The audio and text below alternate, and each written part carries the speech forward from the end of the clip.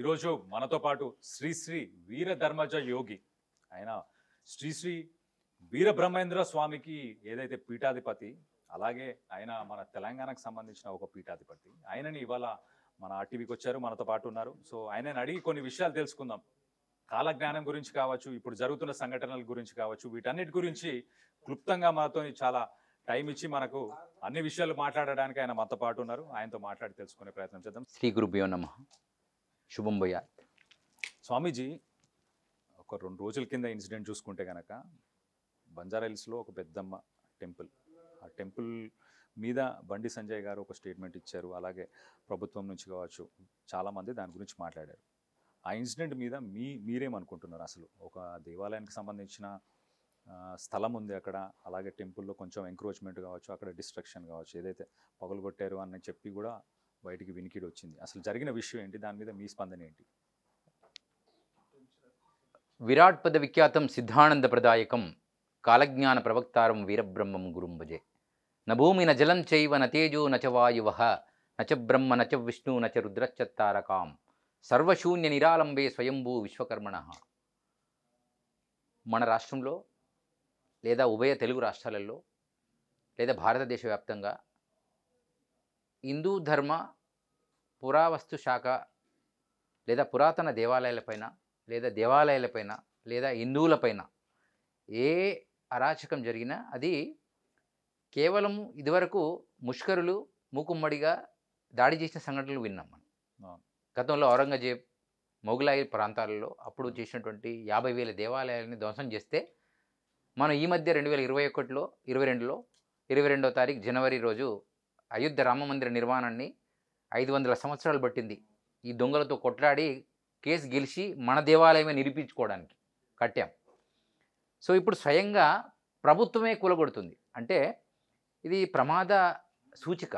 దేనికి అంటే వీరబ్రహ్మేంద్ర స్వామి వారు చెప్పారు, చెప్పలేదంటనక పొయ్యేరు నరులార గురుని చేరి ముక్కితే బ్రతక నేర్చేరు, ఇప్పుడప్పుడనగరాదు ఎప్పుడో ఏ వేళనో మరి గుప్పు గుప్పున దాటిపోయేడి గుర్ర పడుగులు ఏరుపడును, చెప్పలేదంటనక పొయ్యేరు నరులార గురుని చేరి మొక్కితే బ్రతక నేర్చేరు. ఆనాడే 300 ఇప్పుడు 400 సంవత్సరాలు అయింది వారు వచ్చి. పక్క నవాబుల టైంలో ఆ నవాబును మెప్పించి 7 ఎకరాల 13 గుంటల జాగను వారు విరాళంగా తీసుకొని ఆ మఠాన్ని నిర్మాణం చేసుకున్నారు. ఆనాడు నవాబుల టైంలో ఒక అన్యమతస్థుడైన సిద్ధయ్యను మన ధర్మంలోకి తీసుకొచ్చి వారికి ఒక ప్రథమ శిష్యరీకాన్ని ఇచ్చారు. బ్రాహ్మణుడైన అన్నాజయ్యకు ఒక మంచి స్థానాన్ని కల్పించారు. హరిజనుడు ఈరోజు దళితుడు అని చెప్పి పిలిచేటువంటి జాతిలో ఉన్నటువంటి మాది కక్కయ్యను మంచి స్థానంలో తీసుకో సమాధి కట్టి ఇప్పుడు ఒక మాది కులస్తుల వ్యవస్థలో వారు ఒక సమాధి నిర్మాణం చేశారు. అలాంటి వ్యవస్థను వీరబ్రహ్మేశ్వర ఊహించి భూత భవిష్యత్ వర్ధమానంలో భాగంగా ఈ ధర్మం పైన చాలామంది దండెత్తారు. కానీ 800 సంవత్సరాలు మొఘలాయిలు ఔరంగజేబ్ పాలన నడిచిన, 200 సంవత్సరాలు బ్రిటిష్ పాలన నడిచి ఈ దేశంలో ఎంతో సొత్తును కొల్లగొట్టిన, ఎన్నో దేవాలయాలు ధ్వంసం చేసిన, గరక తిన్న గాడిద తెచ్చింది కానీ గరకెప్పుడు జావలేదన్న సిద్ధాంతం వల్ల ఈరోజు అల్లూరి సీతారామరాజు, సుభాష్ చంద్రబోస్, తాంత్యా తోపే, చంద్రశేఖర్ ఆజాద్, స్వామి వివేకానంద, దయానంద, మీరు నేను లాంటి వాళ్ళు చాలామంది ధర్మయుద్ధాన్ని పోరాడి తెచ్చుకున్నటువంటి స్వతంత్రంలో ఇప్పుడు 75 నుంచి 85 సంవత్సరాల మధ్యలో మనం ఉన్నాం. 60 సంవత్సరాలు ఒక కాంగి పార్టీ ఏలినప్పటికీ, 10 సంవత్సరాలు కేసీఆర్ గారు ఏలినప్పటికీ, ఓ 15 సంవత్సరాలు చంద్రబాబు గారు ఏలినప్పటికీ, ఒక 100 సంవత్సరాల దేవాలయాన్ని బంజారాహిల్స్లో పనిగట్టుకొని బోనాల పండుగ తెల్లారే ఒక ఎంఆర్ఓ గారు ఎంపీ పర్మిషన్ లేకుండా, ఎమ్మెల్యే పర్మిషన్, కలెక్టర్ ఉప కలెక్టర్ పర్మిషన్ లేకుండా ఎంఆర్ఓ గారు వర్షాకాలంలో గొడుగులు పట్టుకొని మరి ఆ యొక్క వారి సైన్యాన్ని తీసుకెళ్ళి దగ్గరుండి విగ్రహాన్ని ధ్వంసం చేయడమో, విగ్రహాన్ని తీసేసి ఆ దేవాలయాన్ని పడగొట్టారంటే ఇది హిందువుల మీద ప్రత్యక్షంగా జరిగేటువంటి ఒక దాడి. అందులో కులగొట్టిన ఆమె హిందువా, ముస్లిమా, క్రిస్టియనా నాకు తెలియదు, కానీ ఖచ్చితంగా హిందూ ధర్మం మీద ఇది దాడి అని మనం ప్రత్యక్షంగా అనుకోవచ్చు. ఇంకోటి ఏమిటంటే హిందువులు వారు రాధా మనోకృష్ణదాస్ గారు చాలామందిని ఇతరులను గొర్రెలు అంటున్నారు. నేనైతే హిందువులు కొండ గొర్రెలు అంటున్నా. ఎందుకంటే వీడి మీద తనిన, ఆవులను కోసిన, దేవాలయాలు గులగొట్టిన, ముత్యాలమ్మ దేవాలయాన్ని గులగొట్టిన, రామమందిర మీద మసీదు కట్టిన మన నిధులలో ఉన్నాము. ఎప్పటి నుంచి? 1000 సంవత్సరాల నుంచి. సో ఈ సంవత్సరం నుంచి వాళ్ళు అలర్ట్గా ఉన్నారు. ఇప్పుడు వాళ్ళకి సపోర్టుగా ఈ రాజకీయ పార్టీలు ఓటు బ్యాంక్ రాజకీయాల కోసం ఇలాంటి చిన్న చిన్న మతాల మధ్య చిచ్చులు పెట్టే కార్యక్రమం జరుగుతుంది. ఇప్పుడు మాగంటి గోపీనాథ్ గారు ఆ ఏరియా నుంచి పోయారు పైకి. సో ఇప్పుడు అక్కడ ఎలక్షన్ మూమెంట్లో ఏదో ఒక రచ్చ లేపి దానికి ఏదో న్యాయం చేసేటువంటి ప్రయత్నంలో భాగంగా పనిచేసే ప్రయత్నం జరగాలనే కోరికతో జరిగినట్టు నేను అనుకుంటున్నా. గతంలో ఫిలిం నగర్లో హనుమాన్ దేవాలయం మీద కూడా అదే దాష్టికమే జరిగి అక్కడ ఇప్పుడు పెద్ద పెద్ద 30 ఫ్లోర్ల అపార్ట్మెంట్లు కడుతున్నారు. దాని పక్కనే మోరీ పక్కన 13 గుంటల జాగిచ్చి తుడిపెట్టుకున్నారు. అక్కడ ఎమ్మెల్యేకు ఆ పాపం ఉంటుంది, అక్కడ ఎంపీగా ఉన్నటువంటి వారికి కూడా ఉంటుంది, అక్కడ ఈ జిల్లాకున్న కలెక్టర్ కూడా ఆ పాపం ఉంటుంది. ఎందుకంటే అది ఇప్పటి దేవాలయం కాదు, ఇది కూడా ఇప్పటి దేవాలయం కాదు. మరి ఇది కేవలము పోనీ నడి రోడ్డులో ఒక హైవేలో చాలా ఇబ్బంది అవుతుంది, ట్రాఫిక్ జామ్ అవుతుంది, తీసేసాము అంటే సరే దాని గురించి విశ్లేషణ ఇవ్వండి. అలా తీసేయదలుచుకుంటే రోడ్డు మధ్యలో మీకు ఇప్పుడు రామచంద్రాపురం దగ్గర ఒక నాగులమ్మ దేవాలయం ఉండేది గతంలో, మణి రోడ్లో రామచంద్రాపురం బేరంగూడ మధ్యలో. దానికి లారీలో యాక్సిడెంట్ అయితే తీసేశారు, దానికి పక్కన కట్టించారు. దాని ప్లేస్లో ఏ మసీదును చర్చిని తీసినట్టు నాకు చరిత్ర ఆధారం లేవు. ఇస్నాపూర్లో కూడా ఒక దేవాలయం ఉంది, దాన్ని కూడా నాగులమ్మ దేవాలయం తీసేసి రోడ్డు నుంచి పక్కన కట్టి ఇంకొకటి దేవాలయం ఇచ్చారు. అదే ముత్తంగిలో ఒక మసీదు రోడ్డు మీద ఉన్నదని ఒక కలెక్టర్ వెళ్ళి దానికోసం వాదన చేస్తే హైదరాబాద్ నుంచి కొంతమంది ముస్లిం లేదా ఎంఐఎం సంబంధించినటువంటి వాళ్ళు గుండాలుగా వచ్చేసి ఆ కలెక్టర్ను నూకేసి కొట్టారు గతంలో ఒక 5-15 సంవత్సరాల కింద విషయం చెప్తున్నాను. అంటే ఇలాంటి సంఘటనలు జరిగినప్పుడు కలెక్టర్ల మీదనే జరిగితే సిద్ధాంతమే ఇక్కడ మనకు దిక్కు దిశ లేదు. ఈరోజు నిర్మానుషంగా ఉన్నటువంటి అమ్మవారిని ధ్వంసం చేశారంటే ఇది పోయే కాలం చాలా దగ్గరకు వచ్చింది అనేటువంటిది కాలజ్ఞానం ప్రకారం నాకు అనిపిస్తున్నటువంటి విషయం. ఎందుకంటే స్వామివారు చెప్పారు, తల్లిదండ్రి గురువు దైవం మూలందునా, తల్లిదండ్రి గురువు దైవం మూలందునా, తల్లి పూజ్య ముఖ్య మెల్లరకును సృష్టికంతటికి నీ స్త్రీ ప్రధానము గదా, కాళికాంబహం కాళికాంబ.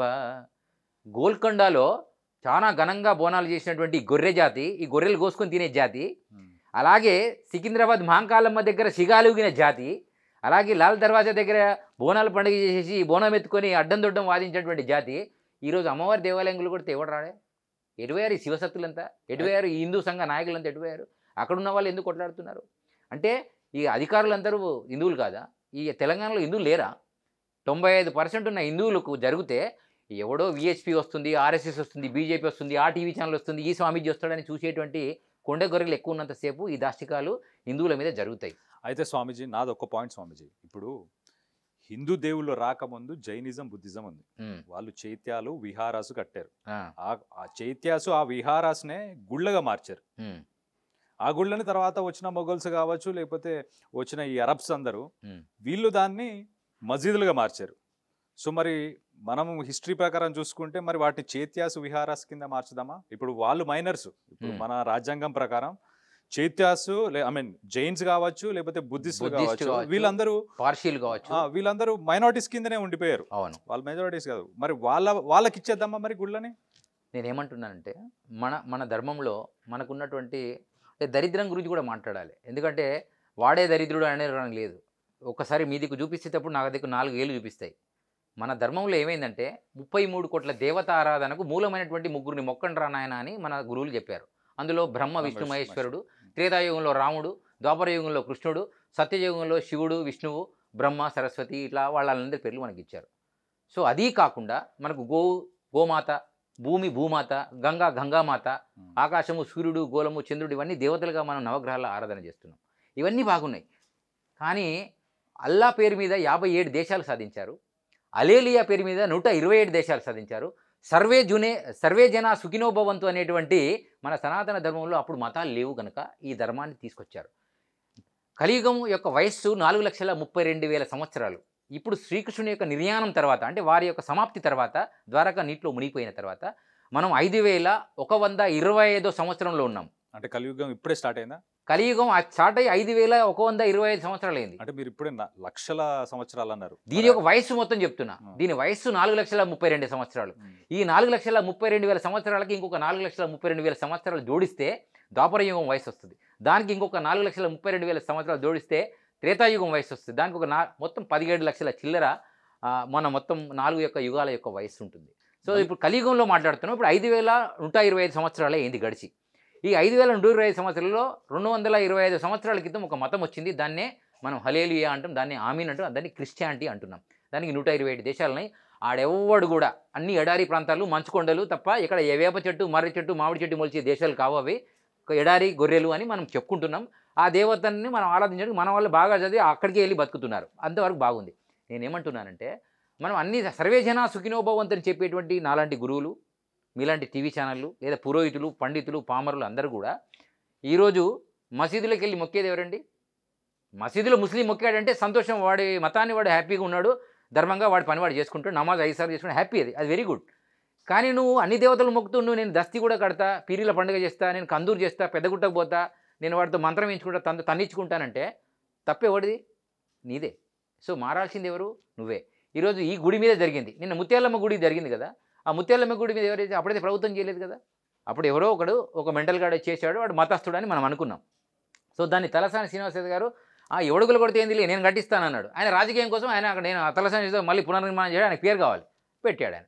సో వాడు తన్నడము, వీడు గుద్దడము, వీడు కట్టియడం, అంటే వీడు ఎవడు గొర్రె అంటే దాన్ని అటువంటి వ్యవస్థనే జరగకుండా చేయడానికి 85% ఉన్న హిందువులకు చేతకాకపోవడానికి కారణం ఏంటంటే రాజ్యాంగం ప్రకారము మన రాష్ట్రంలో, దేశంలో హిందువులకు ఒక పార్టీ లేదు. ఉన్నదని ఎవరైనా అంటే వారిని నా దగ్గర రమ్మనండి. ఎందుకు అంటే లేదు, మీరు కూడా చెప్పండి ఉన్నదంటే నేను మాట్లాడతాను. ఇప్పుడు భాజపాని అని మీరు అనుకుంటున్నారా? ఆర్ఎస్ఎస్ పార్టీయా? కాదు. బీజేపీ పార్టీ కాదు. ఇప్పుడు బీజేపీ ఆర్ఎస్ఎస్ అనేది ఈ దేశంలో యొక్క జనాభాను, ఈ దేశం యొక్క భూభాగాన్ని, ఈ దేశ సంస్కృతిని కాపాడడానికి వచ్చింది. ఈ దేశంలో ముస్లిం, క్రిస్టియన్ ఎవడున్నా ఈ దేశంలో ప్రశాంతంగా ఉండాలి, ఫస్ట్ ఈ దేశాన్ని గౌరవించాలి, ఈ జాతీయ జెండాను గౌరవించాలని చెప్పేది ఆర్ఎస్ఎస్ యొక్క సిద్ధాంతం. బీజేపీ ఇది ఎక్కడి నుంచి వచ్చింది? ఏ పార్టీ నుంచి వచ్చింది? బీజేపీ అనే పార్టీ ఎక్కడి నుంచి వచ్చింది? జనతా పార్టీ నుంచి బయటికి వచ్చింది పార్టీ భారతీయ జనతా పార్టీ. ఇది హిందూ పార్టీ అని ఏమైనా అక్కడ రాసిందా? భారతీయ జనతా పార్టీ. భారతదేశంలో క్రిస్టియానిటీ ఉన్నారు, ముస్లిము, జైన్, బౌద్ధ్, పార్సీ అందరూ ఉన్నారు. ఈరోజు రాష్ట్రపతి అబ్దుల్ కలాం గారిని ఎవరు చేశారండి రాష్ట్రపతిని? భాజపా చేసింది. బీజేపీలో చాలామంది ముస్లిమ్స్ లేరా నాయకులుగా, మైనార్టీ సెల్ నాయకులుగా లేరా? ఉన్నారా లేదా? మరి అది హిందువుల పార్టీ అని ఎవరన్నారు? భారతీయ జనతా పార్టీ హిందువుల పార్టీ. అయితే 100% హిందువులు ఉండే పార్టీ కావాలి. అది చెప్తా నేను, వినండి. MIM party 100% Muslim minority party. Right are wrong? ఎందుకు దాంట్లో హిందూస్ కూడా ఉన్నారు? వినండి. ఆ పార్టీ పేరేంటి? ఎంఐఎం అంటే ఏంటి? మజ్లిసి మహమ్మదియా. వాళ్ళు ఏమన్నా హిందువులకు మనవాళ్ళు ఎవడో కొండగొర్రె ఒకడు వాడి ఏరియాలో ఎక్కువ ఓట్లు హిందువులై ఉంటే వాడిని తీసుకెళ్ళి వాళ్ళ గొర్రెలు కలుపుకొని వాడికి ఎమ్మెల్యే టికెట్, ఎంపీ టికెట్ ఇచ్చి వాళ్ళ ఏరియాలో నిలబెడతాడు. ఆయనంత మాత్రాన వీడు ముస్లిం కాదు, వాడు ఎంఐఎం పార్టీలో పూర్తిగా ఉండడు. సో నేనేమంటున్నానంటే పార్టీ యొక్క సిద్ధాంతం ఏదైనా కూడా జనసమూహాన్ని వాతావరణాన్ని బట్టి మారుస్తుంది. ఈటల రాజేంద్ర గారు ఉన్నారండి, గతంలో ఎవరైనా కామ్రేడ్, నెక్స్ట్ ఎవరైనా టీఆర్ఎస్ ఉద్యమం, తెలంగాణ ఉద్యమంలో. ఇప్పుడు ఎక్కడ ఉన్నాడు ఆయన? ఆస్తులు కాపాడడానికో, ఆరోగ్యం కాపాడడానికో బీజేపీలోకి వచ్చాడు. Right are wrong? ఈ రాజాసింగ్ గతంలో టీడీపీలో ఉండే కార్పొరేటర్గా, ఇప్పుడు ఆయన బీజేపీలో 2 సార్లు గెలిచాడు. ఆయన కొంచెం హిందూ ధర్మం, ఆవు ధర్మం, ఆ ధర్మం, ఈ ధర్మం ఎగిరాడు కొన్ని రోజులు. బీజేపీని ఆ సెంటర్లో 21 రాష్ట్రాల్లో 22 రాష్ట్రాల్లో పార్టీ ఉంది. దాన్ని రోజు బెదిరిస్తుంటే ఊకుంటారా? పైన ఉన్నాడు, పైన నరేంద్ర మోడీ ఉన్నాడు. మంచి ఓడితోనే ఆయన కూరలు వంచి పక్కకు పెట్టాడు. అవునా? అలాంటి వ్యక్తిని 2 సార్లు 3 సార్లు చూశారు, రాజాసింగ్ను పక్కకు పెట్టారు. నేను ఏమంటున్నా, ఒక పార్టీకి కొన్ని సిద్ధాంతాలు ఉంటాయి. ఆ సిద్ధాంత ప్రకారం పోతే నువ్వు ఎవడైనా ముందుకు తీసుకెళ్తారు.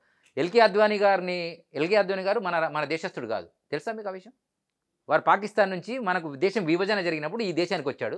ముషారఫ్ ఈ దేశం నుంచి పాకిస్తాన్కి వెళ్ళాడు. ఆయన అక్కడ ప్రధానమంత్రి అయ్యాడు. మరి ఎల్కే అద్వానీ ఇక్కడ అయ్యాడా? రాలేదే. నేనేమంటా, ఆయన ఆరోగ్యం దెబ్బతిన్నది, అది వేరే సంగతి అనుకోండి. ఆ టైంలో నరేంద్ర మోడీ గారు వారిని ఒప్పించి, నరేంద్ర మోడీ 12లో మాట్లాడి 14లో వారు గెలిచారు. 14 నుంచి ఇప్పటివరకు అనర్గళంగా గెలుస్తూనే ఉన్నారు. నేనేమంటున్నానంటే హిందువులకు ఒక పార్టీ లేదండి. అది ఉంటే ఏం పార్టీ ఉందో నేను చెప్తా, వినండి. అఖిల భారత హిందూ మహాసభ అని తాంత్యా తోపే, చంద్రశేఖర్ ఆజాద్, భగత్ సింగ్, సుభాష్ చంద్రబోస్, స్వామి దయానంద సరస్వతి లాంటి మహావీరులు దాన్ని నడిపించారు. దాన్ని 60 సంవత్సరాలు ఉన్నటువంటి కాంగ్రెస్ పార్టీ తొక్కింది, అది బ్యాన్ చేసింది. తర్వాత ఈ 10-12 సంవత్సరాల్లో ఈ బీజేపీ కూడా దాన్ని తొక్కింది. ఎందుకంటే బీజేపీ ఇప్పుడే అంచెలంచెగా అవుతుంది. ఇప్పుడు దాన్ని మళ్ళీ బయటికి తీయాలంటే దానికి చాలా ఇబ్బందులని చెప్పేసి యోగి గారిని 3 సార్లు అఖిల భారత హిందూ మహాసభలో గెలిస్తే వారిని బయటికి తెచ్చి నరేంద్ర మోడీ గారు మీకు ఒక మంచి అవకాశం ఇస్తాం, 25 కోట్లకు మిమ్మల్ని సీఎం చేస్తామని చెప్పి హామీ ఇచ్చి వారిని బయటికి తీసుకొచ్చారు. సో మనకు హిందువులకు ఉన్నటువంటి ఆ అఖిల భారత హిందూ మహాసభను కనుక ఒకరు వస్తే, నేనేమంటున్నా, టీఆర్ఎస్కి సపోర్ట్ చేయడానికి సిపిఎం, సిపిఐ, ఇంకొక పార్టీ కూడా ఉంటుంది. కానీ బీజేపీకి సపోర్ట్ చేయడానికి ఎందుకు పార్టీ, వేరే పార్టీలు లేవు. కాబట్టి బీజేపీ ఒంటరిగా ఉంది. కాబట్టి అది హిందువుల కోసం 85% ఓటింగ్ నాకు వస్తుందేమో అనే ఉద్దేశంతో హిందువుల కోసం మాట్లాడుతుంది. కాబట్టి దాన్ని మనం హిందువులు నమ్ముతున్నాం. గతంలో కాంగ్రెస్ని కూడా నమ్మి మనం ఓట్లు వేసాము, 60 సంవత్సరాలు అవకాశం ఇచ్చాం. టీఆర్ఎస్లో కేసీఆర్ని కూడా నమ్మి హిందువుల కోసం ఆయన అన్నాడు, మీరు హిందువుగాలు బొందుగాలు అన్నారు, ఆయన కూడా బొందబెట్టారు. నేను చెప్పేది అండి, టీడీపీలో చంద్రబాబును కూడా గెలిపించారు, ఆయన కూడా మన హిందువే కదా అని.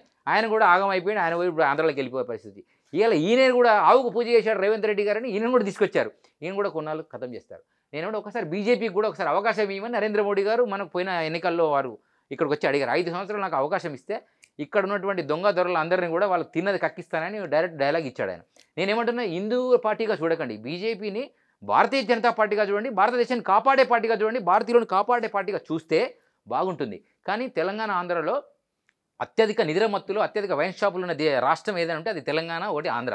ఈ రెండు రాష్ట్రాలన్నీ తాగే మత్తులు, డీజేలలో, అమ్మవారి బోనాలలో, భోజనాలలో, మందు విందులలో తప్ప హిందువులు వీళ్ళకు దేశము, ధర్మము, రాష్ట్రంతో సంబంధం లేదు. 14 సంవత్సరాలు కొట్లాడితే తెలంగాణ వచ్చింది, ఊరికే రాత్రి రాలేదు. ఆ తర్వాత సోనియా గాంధీని ఏదో ఆగం చేస్తే ఆటోమేటిక్గా కేసీఆర్ గారు ముఖ్యమంత్రి అయ్యారు, దళిత సీఎం చేస్తానని ఆయన కాలేదు. ఆ తర్వాత 10 సంవత్సరాలు నమ్మారు, అయిపోయింది ఆ సంగతి. ఇప్పుడు హిందువులకు ఒక పార్టీ కనుక వస్తే ఇన్ ఫ్యూచర్లో అది డెవలప్మెంట్ కాకపోయినా శివసేన లాగా కొన్నాళ్ళు ఒక రాజ్యంలో మహారాష్ట్రలో వచ్చింది శివసేన, అలా ఇక్కడ కూడా అటువంటి పార్టీ హిందూ పార్టీ వస్తే ఆంధ్రలో కానీ తెలంగాణలో కానీ, ఇప్పుడు జనసేన వచ్చింది, డిప్యూటీ సీఎం పదవి వచ్చింది, ఆయనకు వచ్చిన 22 పార్టీ సీట్లు వచ్చినాయి. గతంలో ఆయనకు 0, ఈరోజు ఆయన హీరో అయింది కదా. అలాంటి పార్టీ కూడా వచ్చి ఆ తర్వాత మీరు బీజేపీకి సపోర్ట్ చేస్తారా, కాంగ్రెస్కి సపోర్ట్ చేస్తారా, హిందూ యొక్క రాజ్యాన్ని కాపాడు కోసం ఎవరికి సైడ్, దేవగౌడ కొడుకు ఆయన పేరు ఉన్నాడు కదా, ఆయన కర్ణాటకలో, ఆయన వాళ్ళకు మనకు బీజేపీకి సపోర్ట్ చేయలేదు. అట్లా ఒక పార్టీ హిందువులకు ఇక్కడికి వస్తే ఈ అరాచకాలు అయిపోతాయి. లేదు, హిందువులు ఏకమయ్యి మాకు ఎవడైనా సరే మా ధర్మాన్ని కాపాడడానికి ఓటేస్తాం, వాడు ఏ పార్టీ అయినా వాడు ముందే హామీ ఇస్తే వాడికి ఓటేసే పరిస్థితి వచ్చినప్పుడు ఈ రాష్ట్రంలో ఈ విధ్వంసకాండ ఆగుతుంది తప్ప రాజ్యాంగబద్ధంగా ఓటు బ్యాంక్ రాజకీయాలు చెప్పారు. కులమనేడి కూసెడి మలుపల, కులమనేడి కూసెడి మలుపల, కర్మఫలము ముందు కటికుడుపు, బ్రహ్మమందగలరు వర్ణాదులను వీడ, కాళికాంబకంస కాళికాంబ. ఇది 300 సంవత్సరాల కింద చెప్పిన విషయం. కులము అంటే మానవ కులమై ఉండాలి, మంచిని పెంచి పోషించే కులమై ఉండాలి తప్ప మీరు అనుకునేటువంటి రెడ్డి, రాజు, కమ్మ, బ్రాహ్మణ, క్షత్రియ, వైశ్య, శూద్ర అనేటువంటి కులాలు కావు. మీరు వర్ణాలను వదిలిపెట్టి ఈ దేశం కోసం, ఈ రాష్ట్రం కోసం, ఈ ధర్మం కోసం పోరాడేటువంటి వాడికి మీ కర్మ సిద్ధాంతమైనటువంటి ఓటును అమ్ముకోకండ్రా కొండగొర్రెల్లారా అని ఆనాడు కాలంలో చెప్పాడు. ఎందుకు చెప్పాడంటే కృష్ణుని కాలంలో మతాలు లేవు, చూసుకోండి మీరు, ద్వాపర యుగంలో మతాలు లేవు, కులాలు ఉన్నాయి. త్రేతాయుగంలో కులాలు ఉన్నాయి, మతాలు లేవు. కలియుగంలో ఈ మతాలన్నీ వచ్చినాయి. అది కూడా 1400 సంవత్సరాల కింద ఒక మతం వచ్చింది, 2025 సంవత్సరాల కింద ఒక మతం వచ్చింది. సో ఆ మతాలు వచ్చిన తర్వాత వీరబ్రహ్మేంద్ర వచ్చారు కాబట్టి వారు చెప్పారు, మతము మత్తుగూర్చు మార్గము కారాదు, మతము మత్తుగూర్చు మార్గము కారాదు, తోడేలగుట మంచి త్రోవగాదు, నరుడే బ్రహ్మ మెరుగ నారాయణుండవును, కాళికాంబహంస కాళికాంబ. అయితే స్వామీజీ ఇప్పుడు కాలజ్ఞానం ప్రకారం ఈ శ్లోకం వినండి. మతం అనేటువంటి మత్తు పదార్థం లాంటిది. ఆ మతాలకు వెళ్ళి మేము సనాతులము, మేము హిందువులము, మేము పురోహితులము, మేము బ్రాహ్మణులము, మేము క్షత్రియులము, రెడ్డిలం, రాజులం అనేవాళ్ళు ఓటు బ్యాంక్ రాజకీయాల కోసం చర్చిల దగ్గరికి వెళ్ళి మీరు మతాలు మారకండ్రా నాయన. ఆ వర్ణాలను మీరు వదిలిపెట్టి మతం అనేటువంటి మత్తులో వెళ్ళి చావకండి. ఈ చావుకు దగ్గరయ్యే కాలం. ఎందుకంటే ఈ దేశాన్ని ఎవడెవడో కొట్టితే కూడా ఇంకా హిందూ ధర్మం ఇంకా నిలబడ్డది అంటే కొంతమంది మీలాంటి పుణ్యాత్మల వల్లనే. మీరు అనవసరంగా మతాల జోలికి వెళ్ళకండి. మతం అనేది మత్తు పదార్థం లాంటిదని అని చెప్పడం జరిగింది. కాబట్టి మతం నుంచి మనం ఇప్పుడున్నటువంటి వాళ్ళైనా రక్షించుకో. ఈ 85% ఇప్పుడు మేల్కుంటే తెచ్చుకున్న తెలంగాణ ఉంటుంది, ఉన్నట్టు స్వతంత్రం వచ్చినటువంటి ఈ భారతదేశం ఉంటుంది. లేకపోతే గట్టిగా మాట్లాడే టీవీ ఛానల్ కూడా రేపు పొద్దుగాల వాళ్ళ దగ్గర పర్మిషన్ తీసుకోవాలి, టోపీ వాళ్ళ దగ్గర. చూసుకోండి మీరు, రేపు ఇప్పుడే ఇంట్లో గంట కొడితేనే వాడు పర్మిషన్ తీసుకోవాలి, లేకపోతే ఇంటి పక్కన వచ్చి వాడు కొడుతున్నాడు. 1000 ఆవులు స్ట్రాట్ రోజుకు పోతున్నాయి. ఇలా హైదరాబాద్లో రుద్రారంలో ఉన్నటువంటి అల్ కబీర్ సంస్థ పెట్టింది ఎవడో తెలుసా? ఒక చౌదరి హిందూ. గుర్తుపెట్టుకోండి ఈ విషయం, తెలవాలి మీకు. చౌదరి పెడితే దానిలో పనిచేసే 75% ఎవరో తెలుసా? హిందువులే. ఆ 75%లో రవాణా చేసేది ఎవడో తెలుసా? హిందువులు, డ్రైవర్లు హిందువులే. ఆ ఆవులను అమ్మేది ఎవడో తెలుసా? చేతగాని హిందువులు, కొంతమంది వ్యవసాయదారులు. వాళ్ళకు తినడానికి తిండి లేక ఇబ్బందులు అయ్యి ఇప్పుడు ట్రాక్టర్లు వచ్చినాయి కాబట్టి వాటన్ని ఈ దొంగలకు అమ్మేసేయడం వల్ల అవన్నీ చంపబడుతున్నాయి. గోవు 33 కోట్ల దేవతలు ఉంటాయని చెప్పేటువంటి మహాపురుషులు, యోగులు, పుంగువులు అందరూ వీళ్ళందరూ ఏడభజన చేస్తున్నారు. ఆశ్రమాలలో ముక్కు మూసుకుంటే సరిపోదు, దేశం పోయినాక నీ ఆశ్రమం ఉంటుందా? ఇలా చిన్నజీయ స్వామి 216 ఫీట్ల విగ్రహం పెట్టి ప్రధానమంత్రిని, ముఖ్యమంత్రిని, అటు జగన్ను, ఇటు ఈయనను ఆయన పిలిచాడు, దండలేశాడు. రేపు ఒక మసీదు నుంచి చిన్న కాషన్ వస్తే ఫస్ట్ అటాక్ జరిగి ఇరిపోయేటువంటి విగ్రహం అదే రామానుజ. ఫస్ట్ చిన్నజీయ స్వామి ఈ బలుగుతుంది. నేను చెప్తున్నా. దత్తాత్రేయ పీఠం, ఆయన పేరు గణపతి సచ్చిదానంద స్వామి. ఆయన ఒకప్పుడు పోస్ట్ మ్యాన్గా పనిచేసిన వ్యక్తి. ఈ రోజుకి అన్ని ఆస్తులు ఎక్కడికి వచ్చినాయి? హిందూ ధర్మం పేరు మీద దత్తాత్రేయ అవతారం దశావతారంలో లేదు, బౌద్ధ అవతారం ఉంది. అంటే బౌద్ధుడు వచ్చిన తర్వాత దశావతారం వచ్చిందా? కలియుగం తర్వాత ఎన్ని సంవత్సరాలతో 7వ శతాబ్దం 6వ శతాబ్దంలో బౌద్ధం వచ్చింది. దానికి 6 దేశాలు ఉన్నాయి. నేనేమంటే ఇవన్నీ మన కల్పితాలు. కానీ వీరబ్రహ్మేశ్వర ఒక మాట చెప్పాడు, జివ్వరుచు ఆయన అన్న రూపరహితునకు రూపము గల్పించి రూపరహితునకు రూపము గల్పించి కర్మకాండ పెంచి కలుషమతులు ధర్మ మార్గములను ధ్వంసంబు చేసిరి కాళికాంబహంస కాళికాంబ. అన్నిటికంటే ముఖ్యమైనది ఏంటంటే హిందువులకు ఒక దేవుడు ఎవరో చెప్పాలి. అది రామానుజ మిషన్ చిన్నజీవ స్వామి చెప్తాడా, దత్తాత్రేయ పీఠం గణపతి స్థానం చెప్తాడా, ఆదిశంకరాచార్య పీఠంలో ఉన్నట్టు ఆ 4 పీఠాల వాళ్ళు చెప్తారా, లేదా వీరబ్రహ్మేంద్ర స్వామి పీఠాధిపతులు చెప్తారా, ఇంకా కొంతమంది మేమే గురువులం ప్రపంచానికి మేమే చెప్పింది నయము మేమే వేదం చదవాలనేటువంటి బ్రాహ్మణ వర్గం చెప్తుందా, పురోహిత వర్గం చెప్తుందా, జంగమ వర్గం చెప్తుందా చెప్పాలి. కానీ స్వామి చెప్పాడు ఓం కృతికి సమానమొక్కటిగా బోదు లింగవచనమిందు లేనే లేదు ప్రణవమందు నిలిచే 14 లోకాలు కాళికాంబ హంస కాళికాంబ. ఏ మంత్రానికి ముందైనా ఓంకారమే ఉంటుంది. ఓం రామాయ నమః, ఓం గణపతి ఉంటుందా లేదా? ఓంకారమే ఈ యొక్క ప్రపంచానికి ఇంజన్, అదే దేవుడు, అదే ఇది 7 14 లోకాలు ఎక్కడ పిలిచినా దానికంటే మించినటువంటి శక్తి స్వరూపం లేదు. అది గెలాక్సీలో వెతికితే పాలబందులు ఈ మధ్య నాసా సెంటర్ మనకు ఓపెన్ చేసింది. ఓంకారం చాలా పెద్ద శబ్దార్థము, అదే దైవము, అదే దైవానికి అర్థము అంతే పని. ఆకార రూపాలు వచ్చినటువంటి రాముడు కృష్ణుడు వీళ్ళందరూ ఆకారం వచ్చిన తర్వాత ఎవడు దగ్గరనో ఒకరి దగ్గర తను చావాలి. రాముడు ఎక్కడ సరయు నదిలో దుంకి చనిపోయాడు. శ్రీకృష్ణుడు ఎవరో బాణం వేస్తే బొడ్డ నీళ్ళకి చనిపోయాడు. రైట్. యేసుక్రీస్తు ఎవడో మేకులు కొడితే చనిపోయాడు. బాగా వినండి ఇవన్నీ. ఆదిశంకరాచార్య 32 సంవత్సరాలకే తను చాలించాడు. రైట్. వివేకానందుడు 42 సంవత్సరాలు క్లోజ్ అయిపోయాడు. నేను ఏమంటున్నానంటే మనిషి శరీరం తీసుకున్న తర్వాత వీళ్ళు గురువులు. ఈవెన్ శంకరుడు కూడా, శంకరుడు తపస్సు చేస్తున్నాడు అనుకో. ఇప్పుడు మీరు తిరుపతిలో శంకరుడు విగ్రహం ఏమైందని ఏమన్నారు? కళ్ళు చూస్తున్నాయి. ఎప్పుడైనా దేవుడైనా కళ్ళు మూసుకొని కూర్చుంటాడా? చెప్పండి. ఎవరు కూర్చుంటారు తెలుసా? దేవుణ్ణి ఆరాధించేవాడు ధ్యానంలో కళ్ళు మూసుకొని కూర్చుంటాడు. సాక్షాత్ శంకరుడు పార్వతీ భర్త అయినటువంటి శంకరుడి గురించి మాట్లాడుతున్నా. శివుడు వేరు, శంకరుడు వేరు. చాలామందికి విషయం తెలియాలి. శివం అంటే సర్వాంతర్యామి, శివుని యొక్క అంశతో జన్మించినటువంటి వారే శంకరుడు. ఇది అండపిండ బ్రహ్మాండం. అమ్మవారి యొక్క ఆధిపత్యంలో 3 త్రిమూర్తులను సృష్టించడం జరిగింది. అందులో శంకరుడు ఒకరు. ఆయన నిత్యం తపంలో ఉండడం వల్ల దానవులు ఎవరు, మానవులు ఎవరు, దేవతలు ఎవరు అని తెలుసుకొని నిత్యం తపస్సులో ఉంటాడు. ఆయన జంగమ రూపంలో ఉంటాడు, కైలాసంలో ఉంటాడని మనం చరిత్ర ఆధారాలు మనం వింటున్నాం. అటువంటి శంకరుడు ఇప్పుడు కాలజ్ఞానం ప్రకారం జరిగిందంటే కాలజ్ఞానం ప్రకారము చాలా జరిగినాయి. తెల్లకాకి వస్తుందన్నారు, వచ్చిందా లేదా? గణపతి విగ్రహాలు అన్నీ కూడా పాలు తాగుతాయని చెప్పారు. ఏంటంటే స్వామిజీ ఒకటే చెప్పండి. కాలజ్ఞానం ప్రకారం క్రైస్తవులు కావచ్చు, ముస్లిమ్స్ కావచ్చు, అల్లా కావచ్చు, అన్య మతస్థులు, అన్య మతాలు కూడా వస్తాయని ఉందా? నేను అదే చెప్పాను కదా, మతము మత్తు కూర్చు మార్గముకు ఆరాధన అని చెప్పాడు. మతాలు అనేటువంటి వస్తాయి కానీ అది మీకు మార్గం కాదు. ఎవరికి? సనాతనం అని తెలుసుకునేటువంటి భారతీయులకు. ఇప్పుడు ఈ మతాలన్నీ ఇందులోకి వెళ్ళిపోయినాయి. ఇలా బౌద్ధ మతం మారారంటే మన హిందువులే ఇక్కడ కొన్ని విషయాలు నచ్చక వాడాలకి వెళ్ళాడు. ఒకడు జైన్లోకి వెళ్ళాడు, ఒకడు మహమ్మద్ ప్రవక్త రాగానే ఆయన చెప్పింది నిజం. ఇలా మక్కాలో మొక్కేటువంటి ఆ మక్కేశ్వర స్వామి ఎవరు? దాని పక్కన మధ్యలో రాయే ఉంటుంది. ఇప్పుడు ఎక్కడ పోయినా గోలు మొక్కాల్సిందే. శివుడు అంటే నిరాకార స్వరూపం, దానికి ఒక దిక్కు అని ఉండదు, అన్ని దిక్కుల్లో దాన్ని మొక్కొచ్చు అనేటువంటి సిద్ధాంతమే శివలింగం. సో శంకరుడికి ఆకారం ఉంది, విష్ణువుకు ఆకారం ఉంది, బ్రహ్మకు ఆకారం ఉంది. కానీ సర్వాంతర్యామి అనే బ్రహ్మ అనే పేరు అతనికి, బ్రహ్మ అనే సృష్టికర్త అని. అందుకనే నభూమి నజలం చైవ నతేజో నచ వాయుః నచ బ్రహ్మ నచ విష్ణు నచ రుద్రచ్చ తారకాం సర్వశూన్య నిరాలంబే స్వయంభూ విశ్వకర్మణః. ఇక్కడ శంకరుడు అనే పేరు, అతనికి పేరు ఏమిటంటే రుద్రుడు అని పేరు. మీరు చూడండి కావాలంటే, మీరు రుద్ర నమ్మక చెప్పుకోలో రుద్రుడు అని పేరు శంకరుడికి. శివుడు సర్వాంతర్యామి. ఈ శంకరుడే ఆ శివుడిని నిత్యము ఆరాధన చేస్తాడు. సో ఆ యొక్క తపస్సులో ఉన్నటువంటి స్వామీజీకి ముక్కోటి అని కూడా పేరుంది. మనకు కూడా బురుకుటి అంతే. ఇప్పుడు మీకు నేను బొట్టు పెట్టుకోమన్నా దాని అర్థం ఏమిటో తెలుసా? ఇక్కడ బురుకుటి అనేటువంటి భాగంలో ఎవరైతే దాని మీద మీ యొక్క మనసుని కేంద్రీకరిస్తారో, లేదా మీ శ్వాస మీద ధ్యాస పెడతారో, మీకు సుషుమ్న నాడి ఓపెన్ అయ్యే అవకాశం ఉంటుంది. మంగళవారం నాడు కుడి ముక్కు నడుస్తుంది. కుడి ముక్కు అంటే ఫ్రీగా గాలి వస్తుంది. వీరందరూ చెక్ చేసుకోండి. ఎడమ ముక్కులో టైట్గా వెళ్తుంది. అంటే సూర్యనాడి చంద్రనాడి అని ఉంటుంది. దీన్ని ఎవరైతే నిత్యం సాధన చేస్తారో, ఆ సాధన చేసినారో సుషుమ్న నాడి ఓపెన్ అయితే వాళ్ళు కాస్మిక్ ఎనర్జీ అనేటువంటిది వారి లోపలికి ఎంట్రీ అయ్యి వాళ్ళు ఈ ప్రపంచంలో జరిగే అన్ని విచిత్రాలను ఊహించి చెప్పేటువంటి మహానుభావుడే వీరబ్రహ్మేంద్ర స్వామి, త్రికాల జ్ఞాని, భూత భవిష్యత్ వర్ధమానం. ఆయన కల్క్యావతార రూపంలో వస్తానన్నాడు. ఎప్పుడు? విశ్వావాసు నామ సంవత్సరంలో వస్తానన్నాడు. ఎప్పుడు? అది కూడా డేట్ ఇచ్చాడు. 5000 సంవత్సరాల తర్వాత నందననామ సంవత్సరం వచ్చిన తర్వాత ఆనందనామ సంవత్సరంలో నేను వస్తానన్నాడు. ఇది ఖచ్చితంగా జరుగుతుంది. నందనకు మధ్య నేనుద్వ వింతును కాశ్మీర దేశమున నమ్మండయ్య వింధ్యా పర్వతమున విద్యలే నేర్తును నందికొండలోన స్థిరముగా నిలుతును అన్నాడు. నంద అంటే 2012లో వచ్చింది. ఆనందనామ సంవత్సరం 2034 మధ్యలో వస్తుంది. 36లో ఎట్లయినా మూడో ప్రపంచ యుద్ధం వస్తుంది.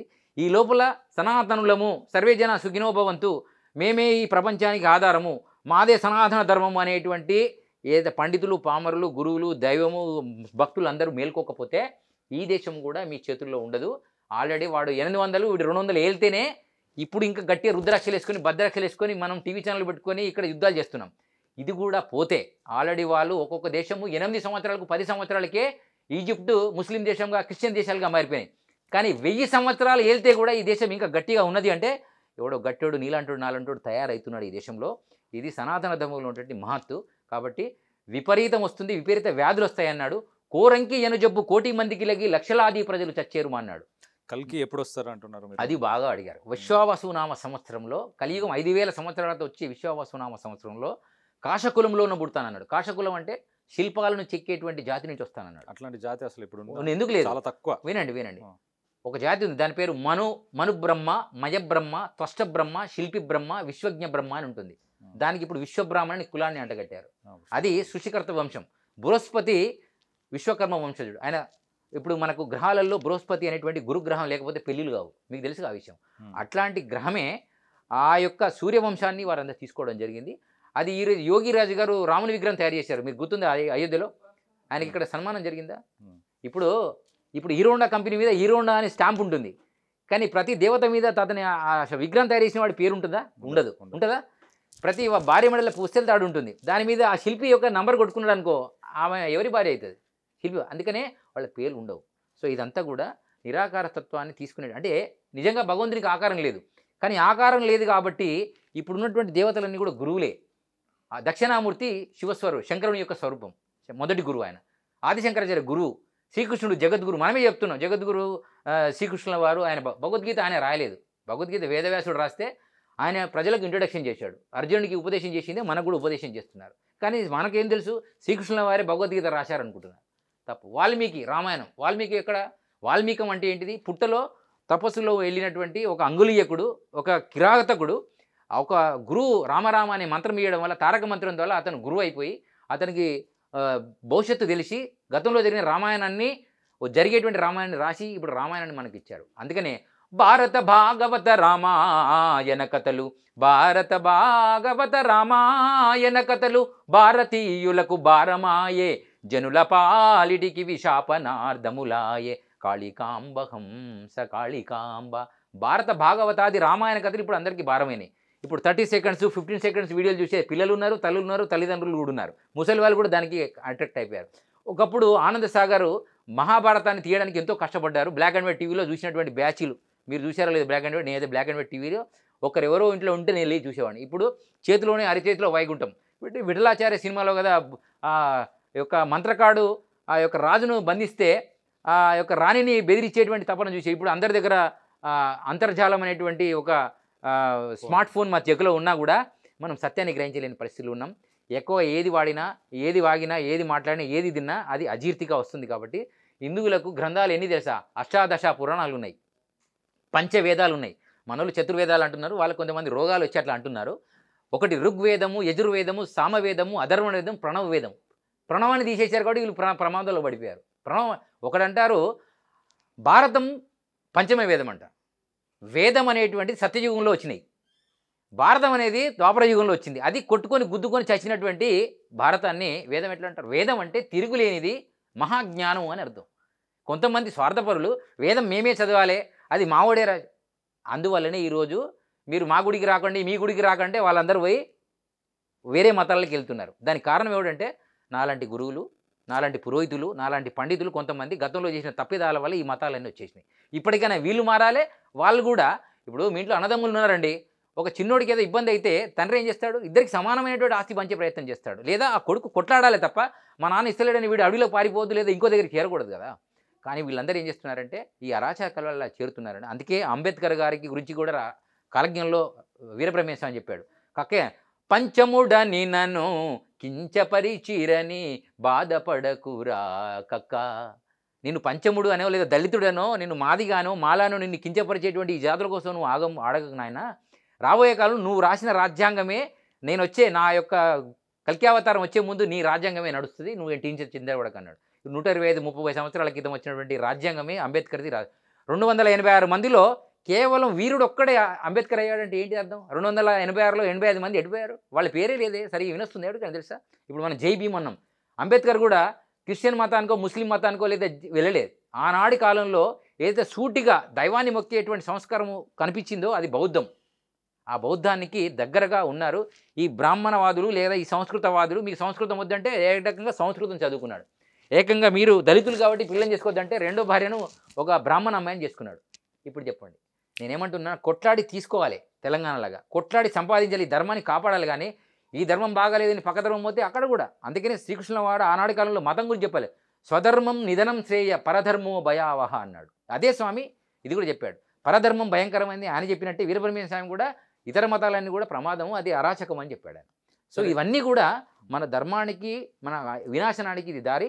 ఇప్పుడు ఈ యొక్క దేవాలయాన్ని ఎవరైతే ధ్వంసం చేశారో, ఒకవేళ ఈ జనం శిక్షించకపోయినా నిజంగా పెద్దమ్మ అనేది దేవత అయితే ఆ పెద్దమ్మను మా కులస్తులే దేవత అని చెప్పేటువంటి ముదిరాజులు వాళ్ళు ఏ మూలలో ఉన్నా ఏ సందులో గొంతులో ఉన్నా పెద్దమ్మ దేవాలయం మా దేవత అని చెప్పేటువంటి ఈ కులవాదులకు ఈ ధర్మవాదులందరికీ ఇమీడియట్గా రేపు రాబోయే కాలంలో ఇంకా కొన్నాళ్ళలో యథార్థంగా 12 ఎకరాలలో ఖచ్చితంగా 12 ఇంచులు కూడా వదిలేది లేదు. ఖచ్చితంగా జూబ్లీస్లో ఆ ఎట్లా దేవాలయం అయితే ఉందో పెద్దమ్మకు ఆ జనార్దన్ రెడ్డి గారి పుణ్యమాగా జరిగిందో, ఇప్పుడు బంజారాయిల్స్లో కూడా అటువంటి దేవాలయాలను గట్టిగా జరగాలి. దానికి రామాలయానికి ఎట్లా 11 రూపాయలు అడిగాము ట్రస్ట్గా, అలా ఒక ట్రస్ట్ ఏర్పడి ఇమీడియట్గా పెద్దమ్మ దేవాలయం బంజారాయిల్స్లో అన్ని కోట్లతో అది పెద్ద ఎత్తున కట్టి హిందువులకు అది అంకితం చేయాలి. దానికి ప్రభుత్వానికి అది ప్రభుత్వ భూమిలో, అవునండి బిల్రామ్ మందిర్ ప్రభుత్వ భూమిలో ఉందా ప్రైవేట్ భూమిలో ఉందా మీరు చెప్పండి? గవర్నమెంట్. కరెక్టా కదా? సెక్రటరీ ఏ భూమిలో ఉంది? గవర్నమెంట్. అది ప్రజల కోసం. అల్లి ఎవడైనా వెళ్ళి ఇప్పుడు అక్కడ మసీదు కట్టుకున్నారా? ఏమన్నా వేరేగా? గుడి 100 సంవత్సరాల కింద ఉంది, నీకు స్వతంత్రం రాకముందు ఉంటుంది, దాన్ని గుంజుకునే హక్కు ఎక్కడ ఉంది? సరే హైడ్రా వచ్చింది కదా మొన్న ఈ మధ్య, చాలామంది చప్పట్లు కొట్టారు, సామాన్యులు చాలామందికి డబుల్ బెడ్రూమ్ ఇస్తామన్నారు. ఓకే, మరి అదేదో పిల్లలకు మెడికల్ కాలేజీకి ఇబ్బంది అవుతుందని చెప్పేసి అదొద్దొద్దును కట్టినటువంటి ఆ మల్కం చెరువులో ఉన్నటువంటి ఆ యొక్క కాలేజీని అది అయిపోయిన తర్వాత తీస్తామన్నటువంటి హైడ్రా నాయకులు హైడ్రా అధికారులు ఏ సందులో ఉన్నారు వీళ్ళంతా? అంటే అవి కనిపించలే. ఈ రోడ్డు మీద ఉన్నటువంటి మసీదు దర్గాలు దేవాలయాలు ఈ రోడ్డు మీద ట్రాఫిక్ ఇబ్బంది అయితే వీళ్ళు కనబడలే. ఆ సందులో ఎక్కడ నిర్మాణంలో ఉన్నటువంటి పెద్దమ్మ దేవాలయం కనిపించిందా ఈ కొండగొర్రెలకు? వాడు ఎవడన్నా కానీ అధికారి కానీ వాడు అనాధికారి కానీ వీళ్ళు నంబర్ 1 దొంగలు. ఈ దొంగలను రేపు వచ్చే ఎలక్షన్లలో హిందువులు అనేవాడు నిజంగా ఈ బీరు ప్యాకెట్లకు సారా ప్యాకెట్లకు బిర్యానీ ప్యాకెట్లకు ఈ కుల ప్రాంతమైనటువంటి విషయాల పట్ల అవగాహన తీసేసి హిందువులకు అన్యాయం జరిగింది కాబట్టి రాష్ట్ర వ్యాప్తంగా మూకుమ్మిడిగా ఎవడైతే ఈ ప్రభుత్వాన్ని నడిపిస్తున్నారో ఆ ప్రభుత్వానికి బుద్ధి వచ్చేటట్టు ఈ ఎలక్షన్లలో మీరు బుద్ధి చెప్పండి. మీరు హిందువులైతే మీరు బంధువులని కేసీఆర్ అన్నట్టు మీరు బంధువులైతే మీరు కొండగొర్రెలను గెలిపేయండి, వాడు మళ్ళీ ఇంకా 4 గుళ్ళం కొడతారు. అప్పుడు రోజు వచ్చి ధర్నాలు చేయండి. అప్పుడు స్వామీజీలు రావాలి, సన్యాసులు ఎందుకు వస్తారు? ఎవడి స్వామీజీకి వాడికే ఇబ్బందులు ఉన్నాయి, ఎవడి ఆశ్రమాల్లో వాడికి భోజనాలు లేక చందాలు వసూలు చేసే కార్యక్రమంలో వాళ్ళు బిజీ ఉన్నారు. ఎందుకు స్వామీజీ ఇప్పుడు రోడ్స్ డెవలప్మెంట్, ఇప్పుడు పాపులేషన్ పెరిగిపోతుంది, సిటీలో జనాలు పెరిగిపోతున్నారు, అవును అందరూ ఊర్ల నుంచి వచ్చేస్తున్నారు. అవును. అలాంటి సమయంలో డెవలప్మెంట్ కోసం గుళ్ళని కావచ్చు మసీదులను కావచ్చు వాటిని జరపకూడదా? జరిపితే కేవలం హిందువులదే సరిపోద్దు. ఇప్పుడు ఎక్కడెక్కడైతే మసీదులు ఉన్నాయో వీటిని వేరే దూర ప్రాంతంలో తీసుకు హైదరాబాద్లో అవుట్ సైడ్ తీసుకెళ్ళి మొత్తం ఎవడైనా దేవుని మొక్కాలంటే తిరుపతిలో మొక్కినట్టో శ్రీశైలంలో మొక్కినట్టో మొక్కేటట్టు అన్ని మసీదులు చర్చీలు తీసేయండి. మొన్న కులగణనలో కేవలం ఈ రాష్ట్రంలో అసలు క్రిస్టియన్సే లేరనేటువంటి రిజల్ట్ వచ్చింది. అవునా? క్రిస్టియన్స్ లేకపోతే కల్వరి టెంపుల్ ఎవరి కోసం కట్టారు? ఇన్ని చర్చీలన్నీ ఎక్కడికి వెళ్ళి వస్తున్నాయి? రాజశేఖర రెడ్డి పీరియడ్లో రాజశేఖర రెడ్డి అది గవర్నమెంట్ జాగా రాజశేఖర రెడ్డి పీరియడ్ వచ్చింది, దాన్ని ఇవ్వండి మీకు దమ్ముంటే. అది చేత కాదు. నాకు ఇంకొక డౌట్ స్వామీజీ, ఇప్పుడు దేవుడు సర్వాంతర్యామి, దేవుడు సర్వాంతర్యామే, అతను నిరాకార స్వరూపము. ఆకారం ఉంటే రావణ బ్రహ్మ కదా శివుడే దేవుడు శంకరుడే దేవుడు అంటే వాడు గల్ల పట్టుకొని శంకరుని ఎత్తుకొచ్చే ప్రయత్నం చేస్తే అక్కడి గణపతి అడ్డం పడి ఆ యొక్క రామేశ్వరం దగ్గర స్థాపితమయ్యేటట్టు చేశాడు. అది శివలింగం మాత్రమే. అతను నిరాకార స్వరూపం ఎలా ఉంటుంది అనేది చాలామందికి సందిగ్ధం ఉంది. ఇలా మీ కారులో గాలి కొట్టాలంటే 40 రూపాయలు ఇవ్వాలి బయట పంచరోన్కి, అవునా? రోజుకి 21,600 సార్లు ఈ లోపలికి గాలి వెళ్తూ వస్తుంది. ఎవరికి? ఈ ప్రపంచంలో అన్ని ప్రాణులతో పాటు ఇంతోటి నాతో కూడా. ఎన్ని డబ్బులు ఇచ్చారు మీరు? శ్వాస అమ్మవారైతే శరీరం అయ్యేవారు, ఇవి 2 కలిపితేనే ఈ సృష్టిలో అన్ని ప్రాణులకు ఈ ఆకారాలు వస్తాయి. సో అది నిరాకార స్వరూపం ఉంటుంది. ఆకారం అని తెలిస్తే రావణ బ్రహ్మ ఎత్తుకొచ్చాడు. ఈరోజు ముఖేష్ అంబానీ అనిల్ అంబానీ లాంటి వాళ్ళు కొన్ని కోట్ల అధిపతులు ఉన్నారు. దేవుడు పలానా దగ్గర ఉంటాడంటే వాడు తీసుకొచ్చేసి ఇంట్లో పెట్టుకొని తాళం వేసుకుంటాడు, నా దగ్గర ఉండాలని. ఏదేం బంగారమా? వస్తువు కాదు అది, అది మహాశక్తి. ఆ శక్తి ట్రాన్స్ఫరేషన్ జరుగుతుంది. ఎవడైతే దాన్ని సాధన చేస్తాడో వాడి దగ్గరకు వచ్చి కూర్చుంటుంది. నువ్వు ఏ మతం ఏ కులంతో సంబంధం లేదు. ఇప్పుడు రాజు కాగానే ఇప్పుడు నరేంద్ర మోడీ ఈయన దశావతారం అండి, ఈయన 11వ అవతారం 12వ అవతారం అంటున్నాం. మరి ఔరంగజేబు అవతారం చెప్పండి. సాలార్జింగ్ మ్యూజియం ఏమవుతారు? గతంలో ఉన్నటువంటి నైజాం ఏమవుతారు? వాళ్ళందరూ రాజులే. అంటే రాజులైన వాళ్ళు దేవతా రూపం అయితే మరి వాళ్ళందరూ దయ్యాలే కదా మన దృష్టిలో. ఇక్కడ ఎప్పుడైతే పోరాడలేని జాతి, అది ఎవడన్నా కావచ్చు, పోరాడలేని జాతి అడవిలో ఇలా అమ్మవారి దగ్గర ఎవరిని బలిస్తారండి? ఎక్కడైనా పులిని బలియంగా చూసారా మీరు? చెప్పండి. బలియరు. దేన్ని బలిస్తారు? గొర్రెలు మాత్రము, మేకలను మాత్రమే బలిస్తారు. ఎందుకు చెప్పండి? ఏనుగు కూడా గడ్డే తింటుంది కదా. అంటే వాటిని ఎందుకు బలిస్తారంటే ఎవడైతే సర్వే జన సుఖినో భవంతు మేము ఎవరిదైనా తన్నించుకుంటాం అనేటువంటి జాతుల్లోకి వెళ్ళిపోవద్దు. వాతావరణాన్ని బట్టి నువ్వు మారాలి. ఒకప్పుడు బ్లాక్ అండ్ వైట్ టీవీ వచ్చింది, ఇప్పుడు స్మార్ట్ టీవీ వచ్చింది, తెచ్చుకోవాలి. నేను బ్లాక్ అండ్ వైటే చూస్తానంటే ఉండు, ఆనే ఉంటావు. ఒకసారి ల్యాండ్ ఫోన్ వచ్చింది, అవసరం ఉన్నప్పుడు వాడారు దాన్ని. తర్వాత మోటరోలా, తర్వాత మనకు పేజర్ వచ్చింది, ఇప్పుడు స్మార్ట్ ఫోన్ వచ్చింది, వాడాలి. నేను వాడంటే కుదరదు. ఇప్పుడు ఇంకొక టీవీ ఛానల్ నేను మాట్లాడితే స్వామీజీలకు ఎందుకండి ఏసీ కార్లు వేసి, మరి స్వామీజీలకు ఎందుకు, మరి సౌదీ అరేబియాలో ఉన్నటువంటి రాజులకి ఎందుకండి హెలికాప్టర్లు, విమానాలు? ఆనాడు పుష్పక విమానం రావణ బ్రహ్మకి ఉంది, ఇప్పుడుంటే నష్టం ఏంటి? ఇలా చిన్నజీవ స్వామికి చార్టెడ్ ఫ్లైట్ ఉంది 250 మందిని ఎక్కించి కూడా. అంతమంది ధనవంతులు పెట్టి ఆయన కొనిచ్చారు.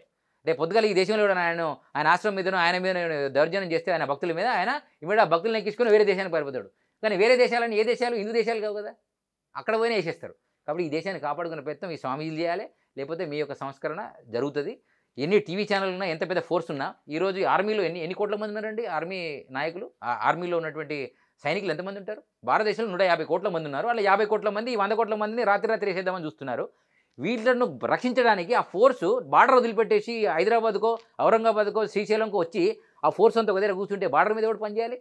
అప్పుడు దేశం పోతుంది, ఈ దేహం కూడా పోతుంది. కాబట్టి ప్రతి వాడు వీర సైనికుడిగా, సనాతన ధర్మానికి అల్లు సీతారామరాజుగా, భగత్ సింగ్ లాగా ఆలోచన చేసి హిందూ ధర్మం మీద ఎవడు దాడి చేసినా, వాడు హిందూ దాడి చేసినా, ఇంకోటి దాడి చేసినా వాడి ఈపు దగ్గరుండి పలుకొట్టే కార్యక్రమం ఓటు బ్యాంకుతో చేయండి రా గొర్రెలారా. అంటే ఓట్లు రాగానే బిర్యానీ ప్యాకెట్లకు అలవాటు పడడం, మళ్ళీ రోజు పొద్దుంతా పొరదండాలు తీయడం, శ్రీశైలం పోవడం, తిరుపతి పోవడం, దండాలు పెట్టడం, లడ్డూ తినడం, ఇవి తప్ప ఈ దేశం ఏమైపోతుంది? ఏం లేదు. సాఫ్ట్వేర్ వాళ్ళందరూ ఓటేయర్రా అంటే కరెక్ట్గా ఎలక్షన్ రోజే భార్య పిల్లలు దొరుకుని వీడు ఎక్స్కర్షన్ వెళ్ళిపోతాడు, ఓటు మాత్రం వాళ్ళు వేస్తారు. స్వామీజీ ఇప్పుడు ఏం జరుగుతున్నదో చెప్తున్నారు, దానికి ఏంటి సొల్యూషన్? ఒకటే, ఓటు బ్యాంకు రాజకీయంతో హిందువులు ఇప్పుడైనా ఏకం కాకపోతే ఈ యొక్క రాజ్యాంగం ప్రకారం మీరు కనుమరుగైపోతారు. ఎట్లా ఏకమవుతారు? ఎట్లా ఏకమవుతారు? రోజుకి ఆ రోజు ఎవరి కాళ్ళు ఎవరి జీవితంలో వాళ్ళు బిజీగా ఉంటారు. ఇప్పుడు రావాలి రియలిస్టిక్ లైఫ్, ఇప్పుడు ఉరుకుల పరుగుల జీవితం కదా. అది కాదండి. ఇప్పుడు ఇంత సంపాదన ఎవరి కోసం?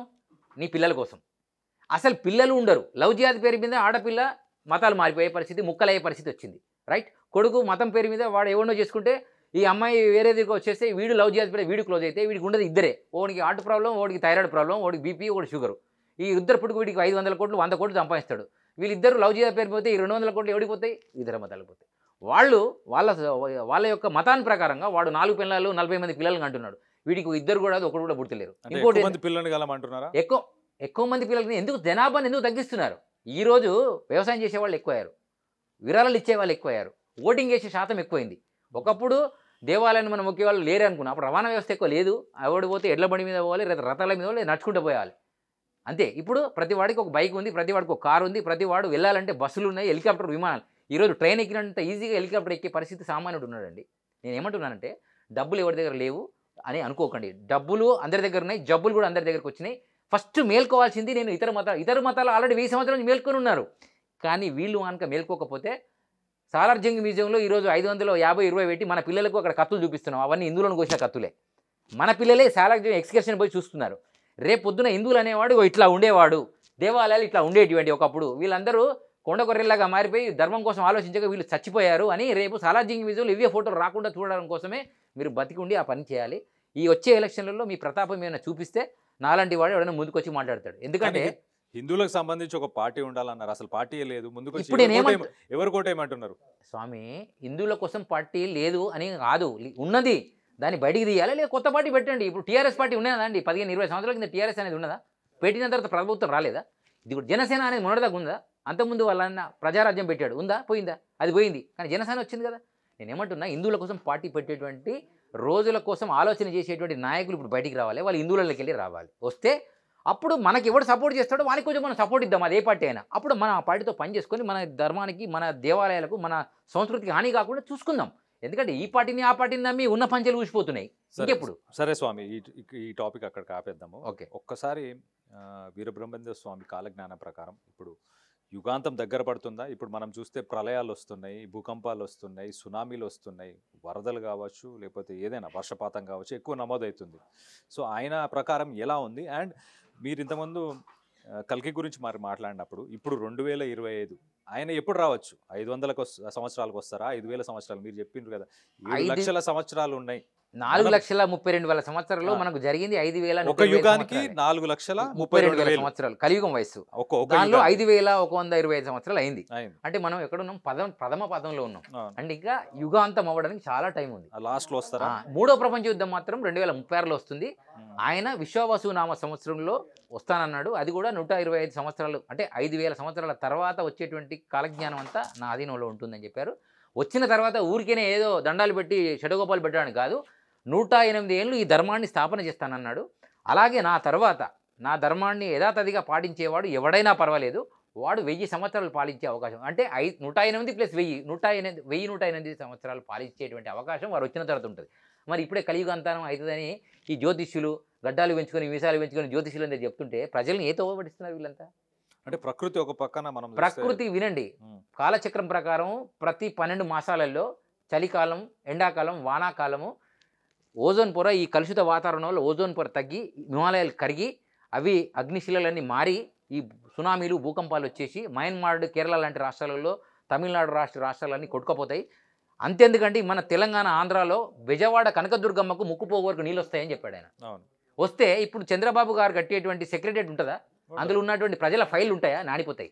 గతంలో మూసీ నది వచ్చి పోతారని చెప్పారు. గతంలో నైజాం ఉన్నప్పుడే వచ్చింది, పోయింది, మళ్ళీ వస్తుంది. ఎందుకంటే ఆ మూసీ నదిలో ఉన్నటువంటి ఇండ్లన్నీ కబ్జా చేసి కట్టినటువంటి దొంగల వల్ల రేవంత్ రెడ్డిని మెచ్చుకోవచ్చు. ఫస్ట్ రాగానే ఆయన ఎలక్షన్ కోడ్లో ఎక్కడ కూడా నేను హైడ్రా తీసుకొని వస్తానని చెప్పలే, కానీ మనసులో వచ్చింది అన్నీ తీపిచ్చాడు. మరి అన్నీ తీపిచ్చి మల్కం చేరు ఎందుకు తీపియాలని చాలా ప్రశ్నలు ఇస్తున్నారు. దానికి ఆయన సమాధానం ఇప్పుడు కాదు, దిగిపోయిన తర్వాత కూడా చెప్పాలి, ఇప్పుడు ఉన్నప్పుడు కూడా చెప్పాల్సి వస్తుంది. లేకపోతే చరిత్రలో కేసీఆర్ గారు దళితుని ముఖ్యమంత్రిని చేస్తా అని గుండు మీద కూర్చున్నట్టే ఈయన కూడా అదే పనిలో ఉన్నాడు, కాబట్టి ఈయన కూడా పడుతుంది దెబ్బ, అది ఎవరైనా కానీ. సో ఆ చెరువు ఎప్పుడైతే కబ్జా అవుతుందో అందులో నీళ్ళు పోక ఆ పక్కన ఉన్నటువంటి మొత్తం అన్నీ అవి మునిగిపోతాయా? ఆ నీళ్ళల్లో మునిగిపోతాయని చెప్పారు. బెజవాడ దుర్గమ్మ అంటే 2 తాడి చెట్ల పొడుగు ఉంటుంది. కాలజ్ఞానంలో అన్నాడు తాడి చెట్టుపైకి తాబేలు ఎక్కుతుంది అన్నాడు. తాడి చెట్టుపైకి తాబేలు ఎక్కడం అని ఆలోచన చేస్తే ఆయన వితండ అర్థంలో ఏముంటుందంటే, 2 తాడి చెట్ల పైకి నీళ్ళు వచ్చినప్పుడు తాబేలు ఏంటండి, మొసలు కూడా తిరుగుతాయి పైన. సో ఆ నీళ్ళు వచ్చినప్పుడు ఆ సెక్రటరియట్ ఉండదు, ఇప్పుడు కేసీఆర్ కట్టినట్టే సెక్రటరియట్ కూడా ఉండదు. ఇప్పుడు బాగా వానలు కొడితే హుస్సేన్ సాగర్ పరిస్థితి అగమ్య గోచరం, కింద ఉన్న పరిస్థితి ఆగమున్నదే ఆ యొక్క పరిస్థితిలో. ఈరోజు వద్దురా నాయన అంటే వినాయకులంతా హిందువులు రోజు 9 రోజులు నవగ్రహాలతో పూజ చేసి తీసుకెళ్ళి వాడివిడి మూత్రాలు వచ్చినట్టు హుస్సేన్ సాగర్లో వేస్తున్నారు. వద్దంటే హిందువులకు ఉన్నటువంటి దరిద్రాలు ఏంటంటే ఎవడైతే ఉంటాడో మేము అలానే వేస్తాం అంటాడు. నేనేమంటున్నా అంటే అది హుస్సేన్ సాగరా, ట్యాంక్ బండ, భాగ్యనగరా నాకు తెలియదు, అది వినాయక సాగర. అది రాను రాను వినాయకులు వేసి హుస్సేన్ సాగర్ మొత్తం భూస్థాపితమై మొత్తం దానిలో డ్రంగు సున్నం తప్ప, ప్లాస్టర్ ఆఫ్ ప్యారిస్ తప్ప ఏముండదు. మరి ఈ మలమూత్ర విసర్జనని ఎవరింటికి పోవాలి? అప్పుడు మాత్రం కొత్త ప్రణాళిక వేయాలి. నేనేమంటున్నా, వినాయకులు ఒకప్పుడు వినాయక చవితి ఎందుకు వచ్చిందో ఎవరికి అర్థం అవట్లే. బాలగంగాధర్ తిలక్ గారు స్వతంత్రం రావడం కోసం, స్వతంత్రం కోసం మాట్లాడుకోవాలంటే అప్పుడు 144 సెక్షన్ నడిచింది కాబట్టి హిందువులను ఒక దగ్గర కూర్చుండి పెట్టి వేదికలు 5 మంది కనబడితే కాల్చేసే పరిస్థితి ఉంది కాబట్టి ఈ గణపతి వేదికలు పెట్టి చాటుకు ఈ ముచ్చట్లు పెట్టుకొని స్వతంత్రం కోసం మాట్లాడుకోవడానికి బాలగంగాధర్ తిలక్ గారు వేసిన ప్రణాళికనే వినాయక చవితి మహోత్సవం. ఇది బాంబేలో మొదలైంది, ఈరోజు భారతదేశ వ్యాప్తంగా, ప్రపంచవ్యాప్తంగా జరుగుతుంది. కానీ ఇప్పుడున్న వినాయకులలో కానీ, అమ్మవారి ఉత్సవాల్లో కానీ డీజేలు, వినాయకుల పేరు మీద వసూళ్ళు, తర్వాత మందు దాగి విందు దాగి చిందులేసి యాక్సిడెంట్లో చనిపోవడము, హోలీ పండుగ నాడు మనోడే చనిపోవాలి, డిసెంబర్ 31 నాడు బాగా దాగి ఎవడి పండుగ కోసమో వీడే చచ్చిపోవాలి, వినాయక చవితులలో మందు దాగి కొత్త పిల్లలకు బీరు అలవాటు చేసుకోవడానికి ఈ గణపతి వేదికగా మారింది. స్వతంత్రం పోతుందిరా నాయన, ధర్మం ఆగమవుతుందంటే ఎవడు వినడంలే. విరాళాలు, కోట్ల రూపాయల విరాళాలు ఇచ్చేటువంటి జాతులు చాలామంది హిందూ ధర్మంలో ఉన్నారు. ఇప్పుడు గంగరాజు గారు సనాతన ధర్మం కోసం పెద్దగా మీటింగ్ పెట్టారు ఆంధ్రలో, గతంలో ఒక 5-6 నెలల కింద 8,000 మంది, 4 లక్షల మంది వచ్చారు. మరి తెలంగాణలో ఎన్నో మీటింగ్లు పెట్టారు. మరి ఎందుకు బీజేపీ రావడం లేదు? అంటే బీజేపీని ఎవడు హిందూ నమ్మడం లేదు. అర్థమవుతుందని నేను చెప్పింది. హిందువులకు ఏం కావాలంటే సారా packet, beer, band packet, tank ఆ మత్తులోకి తీసుకెళ్లడము ఈ యొక్క ప్రణాళికగా మారిపోయింది రాజకీయ నాయకులు. కాబట్టి దీని నుంచి కొంచెం బయటికి వస్తే ఇలా గణపతి వేదికలు రేపు వచ్చే ప్రణాళికకు హిందూ ధర్మం వేదికగా ఐక్యత చేయడానికి మారాలి. అమ్మవారి వేదికలు అలానే మారాలి. ప్రతి హిందూ ధర్మ వేదికలలో ఒక గంట సేపు అక్కడ ఉన్న ప్రవచనకారులు ఒక గంట సేపు దేశం, ధర్మం, దేహం కోసం మాట్లాడాలి. ఇక దేశం ఈ పరిస్థితి కలుషితం అయిపోయింది. దేహం మినరల్ వాటర్ జనరల్ వాటర్ బాగా చూసుకోండి. ఇవాళ ఎర్రజీమంత వస్తువు ఏనుగంత అవుతుందని చెప్పాడు వీరబ్రహ్మేంద్ర స్వామి. ఇవాళ పామాయిల్ నూనె 80 రూపాయలండి. అర్థమైందా? ఈరోజు పాల ప్యాకెట్ ఒరిజినల్ ఆవు పాలు 80 రూపాయలు. ఆవు పాలు కానీ బర్రె పాలు కానీ ఆలోచన చేయండి. ఇవాళ ప్రతిది కూడా కందిపప్పు 80 రూపాయలు 100 రూపాయలు అయింది. అంటే ఎర్రజీమంత వస్తువు ఏనుగంత అవుతుందన్న. ఎర్రజీమ అంటే ఎర్రజీమ ఏనుగులాగా అవుతుంది అనుకోవడం కాదు. ఆ యొక్క నిగూఢ అర్థం ఉంటుంది దానికి. సో అవన్నీ పల్లెలన్నీ పట్టణాలు అయితే అని చెప్పాడు. ఈరోజు లింగంపల్లి పట్టణం అయింది, శంకరపల్లి పట్టణం, ఇబ్రహీంపట్నం పట్టణం అయింది. చూసుకోండి మీరు. సిద్దిపేట గజ్వేల్ వరకు పట్టణం అయిపోయింది. షామీర్పేట పట్టణం అయిపోయింది. మేడిపల్లి పట్టణం అయిపోయింది.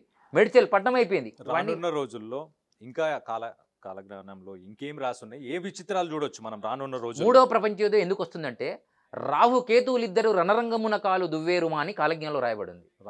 రాహుకేతువులు అంటే ఏంటిదో అర్థం చెప్తా. రా అంటే రష్యా, ఊ అంటే ఉక్రెయిన్. రాహు కేతు అంటే వీళ్ళిద్దరు ఎవరంటే పాము ముఖాలు, అంటే శ్వేతముకుల్. శ్వేతముకుల్ అంటే పాము ముఖాల వాళ్ళు అని అర్థం. రాహుల్ కేతులు ఇద్దరు రాక్షసులే. వాళ్ళు మన గ్రహాలలో వారు కూడా ఉన్నారు. కానీ వాళ్ళ 2 యుద్ధాల వల్ల, రష్యా ఉక్రెయిన్ యుద్ధాల వల్ల ఈరోజు ప్రపంచంలో యుద్ధాలు స్టార్ట్ అయినాయి. మీరు చూశారు కదా మొన్నటి నుంచి. దానివల్ల ప్రపంచంలో అనేకమైనటువంటి వస్తువుల రేట్లు పెరుగుతాయి, చాలా ఇబ్బందులు వస్తాయి. మనం కూడా ఏదో దేశానికి సపోర్ట్ చేయాలి. ఈరోజు భారతదేశంలో రష్యా ఉన్నదంతే భారతదేశానికి వచ్చాడు. ఈరోజు అది బంగ్లాదేశ్లో రష్యా యుక్రెయిన్ యుద్ధం ఆగదు కాదు, అది రగులుతుంది. దాని యుద్ధ కాలజ్ఞానంలో ఉంది. నేను చెప్తున్నా. ఇప్పుడు కోరంకి అని చెప్పు 1 కోటి మందికి లక్షలాది ప్రజలు తెచ్చారు, చచ్చారు, వచ్చింది ఈశాన్య గాలి నుండి విషగాలు ఇస్తుందని. అలానే రష్యా ఉక్రెయిన్ యుద్ధాల వల్ల ప్రపంచ దేశాల్లో 3వ ప్రపంచ యుద్ధం వస్తుంది అన్నాడు. అది 2036లో వస్తుంది అన్నాడు. 36 వరకు మనం వెయిట్ చేయాలి. ప్లస్ ఆ లోపల అలర్ట్ కూడా కావాలి. లేదా వాడు గుద్దాడు, వీడి తన్నాడు, వీడి ఎరగొట్టాడు అని రోజు పొద్దంతా ఇదే పైన హిందువుల కేవలం హిందువుల పైన ఎందుకు జరుగుతుంది? 85% ఉన్న హిందువుల పైన దాడి జరుగుతుందంటే మనలో అనైక్యత. ఐక్యత చేసేటువంటి ఇలా పంతులు గారు ఉన్నారండి గుళ్ళో. ఎండోమెంట్ డిపార్ట్మెంట్, నా దృష్టిలో అది ఎండోమెంటల్ డిపార్ట్మెంటు. ఎందుకంటే అది మెంటల్ చేసింది అనుకో. ఈరోజు ఎండోమెంట్ డిపార్ట్మెంట్ నుంచి ఈ డబ్బులన్నీ తీసుకెళ్ళి వాడు జెరూసలేం పోవడానికో మక్కా పోవడానికి పైసలు ఇస్తున్న ప్రభుత్వాలని గల్లబట్టి అడిగే దమ్ము లేని ఆ యొక్క మంత్రి, ఆ తంత్రి ఎవడైతే ఉన్నాడో వాళ్ళంతా పనికి మాలిన వాళ్ళు అనుకోవాలి మనం అంతా. ఇంకోటి ఆ ఉండిలో పైసలు ఎవరేస్తున్నారు? క్రిస్టియన్ ముస్లిం వేయడు. తిరుపతిలో ఇతర మసీదులు పెట్టకంటారా బాబు, అది ఆగమము భోగము అంటున్నాం. పంది కొవ్వుతో లడ్డు తయారు చేస్తే 10 సంవత్సరాలు తిన్నారు ఈ గొర్రెలు. ఆ తర్వాత గుర్తుకొచ్చింది చంద్రబాబు నాయుడికి. అంటే మీకు అధికారం కోసం, రాజకీయం కోసం దేనైనా రాజకీయం చేస్తారా మీరు? నేనేమంటున్నా, ఇప్పుడు ఈ మధ్య యుగదర్శి పార్టీ నుంచో, యుగదర్శి ఫౌండేషన్ నుంచి శివకుమార్ గారు సుప్రీంకోర్టులో ఒకటి వేశారు ఆయన. అయ్యా, ఆగమశాస్త్రం ప్రకారము స్వచ్ఛమైనటువంటి దేశీయ ఆవు యొక్క నెయ్యిది మాత్రమే ఆ లడ్డుకు వాడాలని ఆగమంలో ఉందండి అని కోర్టులో వేస్తే, ఆ సుప్రీంకోర్టు జడ్జి గారు కూడా ఏమిచ్చారు తెలుసా? జెర్సీ యొక్క నెయ్యితో పెట్టకూడదని మీ యొక్క బుక్లో ఏమైనా రాయాల్సిందని అడిగాడు. మరి ఆయన ఎంత కొండగొర్రో నాకు దీని పడే. అంటే ఇలా సుప్రీంకోర్టు జడ్జిమెంటే ఇంత దరిద్రంగా ఉంటే మరి హిందువులు ఏ దరిద్రంకి వెళ్ళాలో అర్థం చేసుకోండి.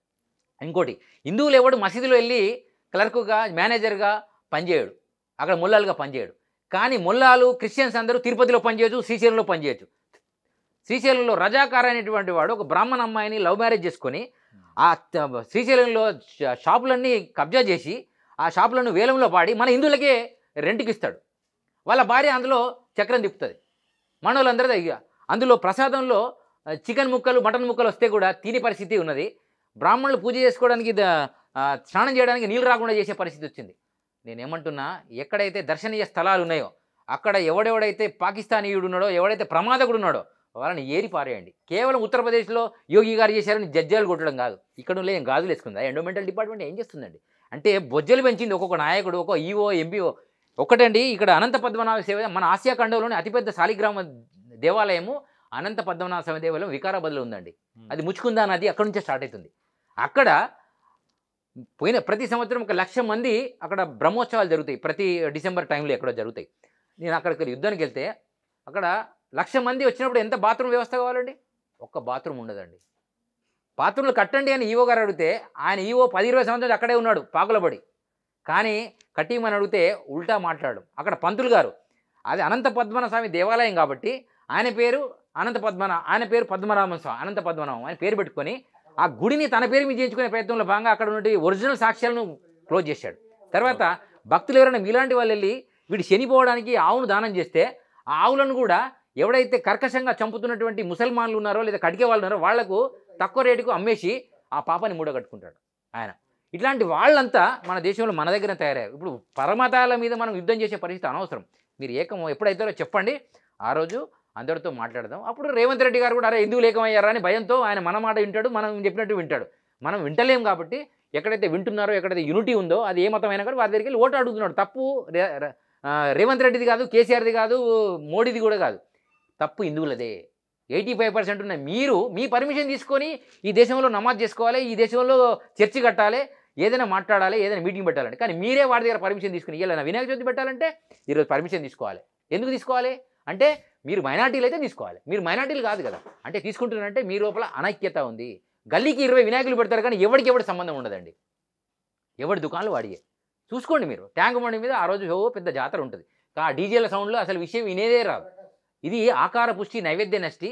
కాబట్టి దీని నుంచి దూరం కావడానికి హిందువులు ఏకమవడానికి మార్గము అది విశ్వ హిందూ పరిషత్ చేస్తుందా, ఆర్ఎస్ఎస్ చేస్తుందా, లేకపోతే ఇంకా ఇతర గురువులు చేస్తారా, చేయండి. ఒకటి అడ్డం మీద పంచాయతీ నడుస్తుంది, ఒకటి పొడుగు మీద నడుస్తుంది. ఫస్ట్ మీరు కలవండి. ఇప్పుడు ఒకప్పుడు చిన్నజీయర్ స్వామి శివాలయం కనబడితే బట్ట అడ్డం పెట్టుకొని ముందుకెళ్ళినటువంటి మహానుభావుడు ఆయన. కానీ ఆయన రామానుజ విగ్రహం టైంలో అడ్డం నామాలు పెట్టుకున్న వాళ్ళతో యజ్ఞంలో పాల్గొనేట్టు చేశాడు, చాలామందిని పిలిచాడు ఆయన. జగన్ను కూడా ఆ కార్యక్రమానికి ఆహ్వానం చేశాడు. నేను ఏమంటున్నాను, మీరు మారండి. ఫస్ట్ గురువులు మారకుండా, ఇక్కడ నాయకులు మారకుండా ఇప్పుడు ఎవడు మారడు. ఎందుకంటే ఫస్ట్ ఈ దేశానికి అరిష్టం ఎవడంటే పండితులు. వాళ్ళు కూడా సెక్యులర్ పండితులు ఉంటారు కొంతమంది. మేమే ఉండాలి, మేం చెప్పిందే నడవాలి, మాదే వేదం. అదే ఇప్పుడు ప్రమాదం. ఆ ప్రమాద నివారణ మీరే చేయండి. లేకపోతే మీ గుడులు ఉండయి, గోపురాలు ఉండయి. ఈరోజు ప్రతి పూల మీద, పండ్ల మీద, తిండి మీద, తికాన మీద, ప్రతి దాని మీద మలమూత్ర విసర్జన చేసి అమ్ముతూ ఉంటే అమ్మేది 25% ఉన్న జాతి, కొనేది 75%. కనీసం మీరు ప్రత్యక్ష ఉద్యమం చేసే దమ్ము లేదు ఎట్లాగూ. కనీసం పరోక్షంగా అయినా ఈ యొక్క కొనడం అనేది మానేసే పరిస్థితి కనుక మీరు తీసుకున్నట్టయితే ఈరోజు ప్లంబర్ వాడే, ఎలక్ట్రిషియన్ వాడే, తర్వాత వడ్రంగి వాడే, కార్పెంటర్ వాడే, మెకానిక్ వాడే, పంచర్ కూడా వాడే, నీ పండ్ల మీద వాడే, చివరికి నీ బిడ్డనో కొడుకునో ఊబర్ మీదనో లేకపోతే స్విగ్గీలోనో బుక్ చేస్తే బండి మీద ఎక్కించుకుపోయి నేను పొట్టు వేసేసేది కూడా వాడే. మరి ఎవడు మారాలి? మీరు మారండి. మారితే అందరూ మారుతారు. స్వామీజీ, కాలజ్ఞానం ప్రకారం రానున్న రోజుల్లో ఎలాంటి వృత్తులను చేస్తారు? ఎలాంటి జాబ్స్ చేస్తారు? ఇప్పుడు సాఫ్ట్వేర్ జాబ్స్ అన్ని పోతున్నాయి రోజు రోజుకి. రానున్న రోజుల్లో మనుషులు ఎలాంటి ఉద్యోగాలు చేస్తారు? ఇది మీరు అనుకున్నట్టు ఇప్పుడు వచ్చినటువంటి ఏఐ ఉంది, ఆర్టిఫిషియల్ ఇంటెలిజెన్స్ అనేటువంటి, దానివల్ల ఉద్యోగాలు పోతున్నాయి. తప్పది, ఏం లేదు. మాన్యువల్ అనేటువంటి కంపల్సరీ ఎప్పుడైనా ఉంటుందండి. ఇప్పుడు సిఎన్సి మిషన్లు వచ్చినాయి, నలుగురు ప్లేస్లో ఒకడైనా పనిచేస్తుండు కదా. నేను ఏమంటున్నా అంటే ఇప్పుడు మనమంతా సాఫ్ట్వేర్ అనేటువంటిది కూడా ఇది పోయే కాలానికి దగ్గర. మీకు అర్థమైందా నేను చెప్పింది? ఒకప్పుడు మంచి ఆహారం తిన్నాం పండించుకొని, ఇప్పుడు అంతా కల్తీ తింటున్నాం. ఒకప్పుడు చిన్నగా పౌరాణిక నాటకం చూసి చాలా సంతోషపడ్డాం, ఇప్పుడు ఇంటి ముందు పెద్ద టీవీ వస్తే కూడా సంతోషపడలేదు. అంటే మన లోపల క్లారిటీ లేకుండా పోయింది.